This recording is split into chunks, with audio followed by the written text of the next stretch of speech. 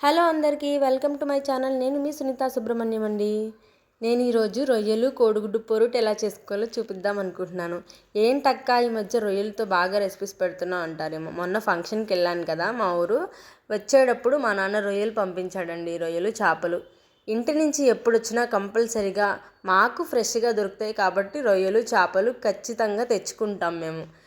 ఎందుకంటే చిన్నప్పటి నుంచి బాగా నాన్ వెజ్ అని కాదు, సీ ఫుడ్ ఎక్కువ తిని ఉన్నాం కదా, అందుకని ఈ టేస్ట్ని మిస్ అవుతాం మేము బాగా. అందుకనే మా నాన్న ఖచ్చితంగా ఇవి మాత్రం పంపిస్తాడండి. సరే, ఇంతకీ రొయ్యలు కోడిగుడ్డు పొరటు ఎలా చేసుకోవాలో చూసేద్దామా. ముందుగా ఆయిల్ వేసి రొయ్యలు కొంచెం నీచు వాసన పోయేంత వరకు వేయించుకోవాలండి. బాగుంటుంది ఇలా చేస్తే, లేకపోతే కర్రీ నీచు స్మెల్ వస్తుంది అనమాట.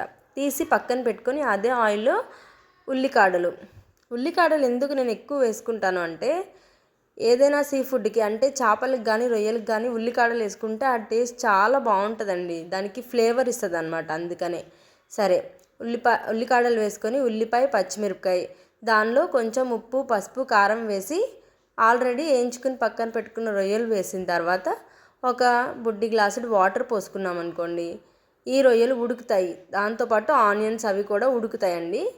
నీళ్ళన్నీ ఎగరనిచ్చుకోవాలి బాగా మూత పెట్టుకొని. అలా ఎగిరిన తర్వాత మనం కొడిగుడ్డు పొట్టు అనగానే గుడ్లు కొట్టి వేసుకుంటాం కదా, అలా గుడ్లు కొట్టి వేసుకొని మూత పెట్టి కొద్దిగా మగ్గనిచ్చుకుంటే గుడ్డు గట్టి పడుతుంది, బాగుంటుంది కూడా. అలా మగ్గిన తర్వాత ముందే ఇలా గరిటె పెట్టి తిప్పకుండా తర్వాత తిప్పుకుంటే బాగుంటుందండి. సో ఇలా ఫ్రై అయిన తర్వాత కొంచెం కొత్తిమీర చల్లుకొని తీసి పక్కన పెట్టుకోవడమే. కర్రీ అయితే చాలా బాగుంటుంది. వేడి వేడిగా తింటే ఇంకా చాలా బాగుంటుందండి. అందులోనూ శీతాకాలం కదా, ఏదైనా వేడిగా తినడానికి ఇష్టపడుతున్నాం మనం కూడా. కర్రీ ట్రై చేసి ఎలా ఉందో కమెంట్ చేయండి. Bye bye. ప్లీజ్ సబ్స్క్రైబ్ చేసుకోండి.